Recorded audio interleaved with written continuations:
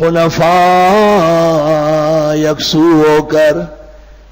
جب اللہ ابراہیم علیہ السلام کو کہتے کہ وہ حنیف تھے تو فرماتے ما کان ابراہیم یہودیا ولا نصرانیا، دیکھو، ولکن کان حنیفا مسلما وما کان من المشرکین.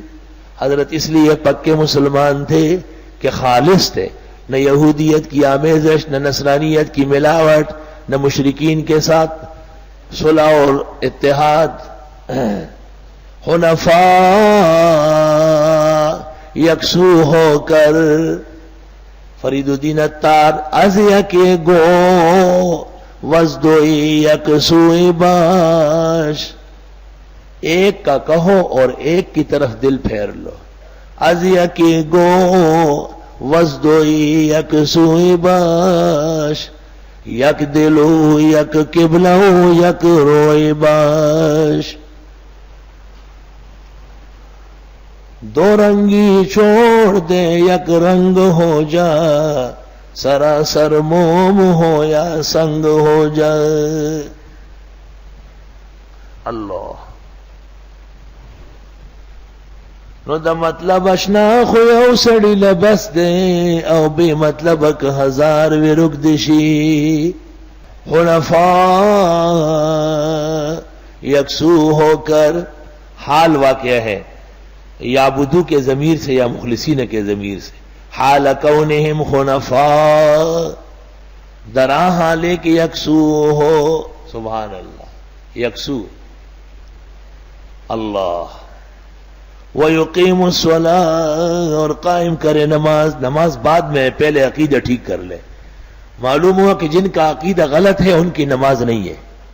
تو یہ ابھی تک پوچھ رہے ہیں کہ نماز بدعتی کے پیچھے ہو جاتی ہے نہیں، تو میں کہتا ہوں بے غیرت کی ہو جاتی ہے. پلید کی نماز پلید کے پیچھے ہوتی ہے. عورت کی نماز عورت کے پیچھے ہو جاتی ہے، عورت کے پیچھے مرد کی نہیں ہوتی. یہ قاعدہ ہے. اور وہ دنیا کا واحد عالم فقی امام زمانہ امام ابو حنیفہ کی فقہ کی بڑی کتاب الاختیار جلد اول صفحہ 58، لا ارى الصلاة خلف اہل الہوا، میں بدعتی کے پیچھے نماز کا قائل نہیں ہوں. یہ تو یہ مولوی ہے، اگر ایسے 2 لاکھ اور آ جائے اور یہ بدعتی کے حق میں نماز کے فتوے دے، میں ان کو غلط اور جھوٹا کہتا ہوں. اس فتوے میں یہ کاذبین ہے اور پرلے درجے کے مداہنین ہیں.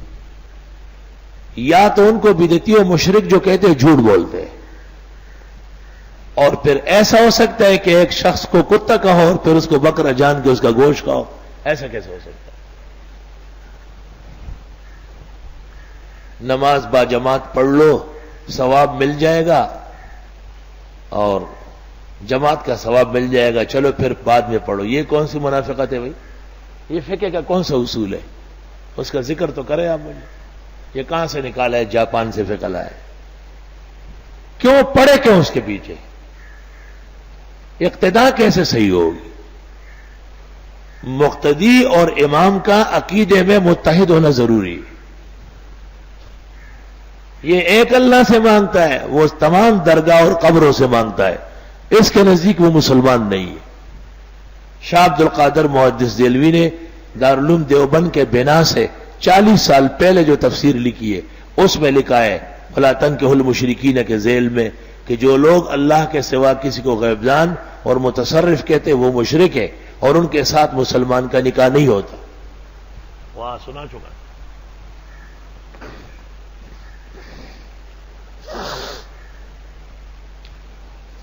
یہ کوئی صلح کا طریقہ نہیں، یہ انتشار کا طریقہ ہے.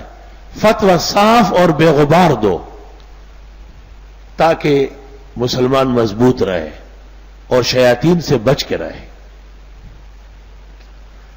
اور قائم کرے نماز، ویوت الزکاۃ، اور دے زکات. معلوم ہوا کہ بدعتیوں کو زکات دینا، ان کے مدرسوں کو چندہ دینا، ان کی کتابیں چھپوانا، ان کے لٹریچر کی خدمت کرنا، ان کے حلقے اور درس سننا سب گناہ اور معصیت، اور قیامت کے دن یہ ان کے ساتھ اٹھے گا.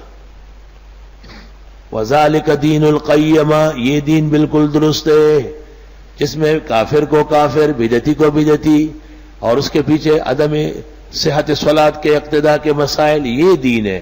وہ دین نہیں ہے جس کا کچھ پتہ ہی نہیں. کتاب زلیخا کی ختم ہو گئی، اس کو پتہ نہیں کہ یہ زلیخا عورت تھی یا مرد تھا، اس کو یہ پتہ نہیں چلتا ہے. 30 پارے قرآن کے پڑھا لیتے، ان کو پتہ نہیں چلتا کہ بدعتی مسلمان ہے یا کافر ہے. وہ اعتقادی بدعتی کافر ہوتا ہے، بدعت مکفرہ کہلاتی ہے. عملیات کی بات نہیں ہے، بات اعتقادی کی ہے. ان الذین کفروا من اہل الکتاب. اب سوال یہ کہ ان کے ہاں تو بخاری شریف ہے، ان کے ہاں تو مسلم شریف ہے. ہم مسلم کو مسلم کہتے ہیں، مسلم شریف.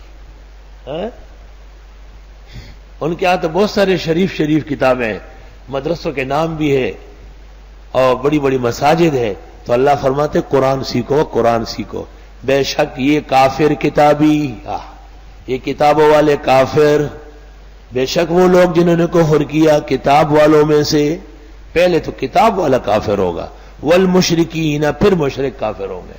فی نار جہنم، دوزخ کی آگ میں ہوں گے، خالدین فیہا، ہمیشہ رہیں گے.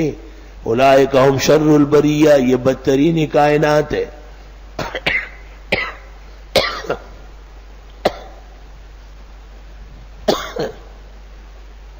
یہاں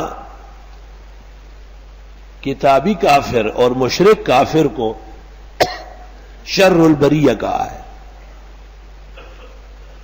اور بخاری شریف جلد اول صفحہ 61 62 63، جو لوگ بزرگان دین کی قبریں پختہ بناتے ہیں اور ان پر گنبد بناتے ہیں، ان کے لیے پیغمبر نے فرمایا اولئک شرار الخلق عند اللہ، یہ بدترین کائنات ہے. تو دونوں ایک ہوگا. پیغمبر نے ان کا نام رکھا شرار الخلق، خدا نے ان کا نام رکھا شر البریہ. ان الذین آمنوا وعملوا الصالحات، بے شک وہ لوگ جو ایمان لائے اور عمل کیے نیک، اولئک هم خیر البریہ، یہ بہترین کائنات ہے. اہل حق، اہل توحید، اہل السنہ والجماعہ من سائر العالمین. جزاؤہم عند ربہم، بدلہ ان کا ان کے رب کے ہاں، جنات عدن، جنت ہمیشگی کی، تجری من تحت الانہار، کی چلتی ہوگی اس کے نیچے نہریں، خالدین فیہا، ابدا ہمیشہ اس میں رہیں گے. رضی اللہ عنہم ورضوا عنہ، راضی اللہ ان سے، یہ راضی ہے اس سے. ذالک لمن خشی ربہ، یہ واسطے اس کے جو ڈرتا ہو رب سے. بعض لوگ کہتے ہیں احمد رضا خان رضی اللہ تعالیٰ عنہ، بریلیوں نے لکھا احمد رضا خان رضی اللہ تعالیٰ عنہ. بھائی یہ تو صحابہ کے ساتھ ہے. تو کہتے ہیں ذالک لمن خشی ربہ. تو یہ 1300 سال میں خشی ربہ یہ ایک آدمی آیا ہے.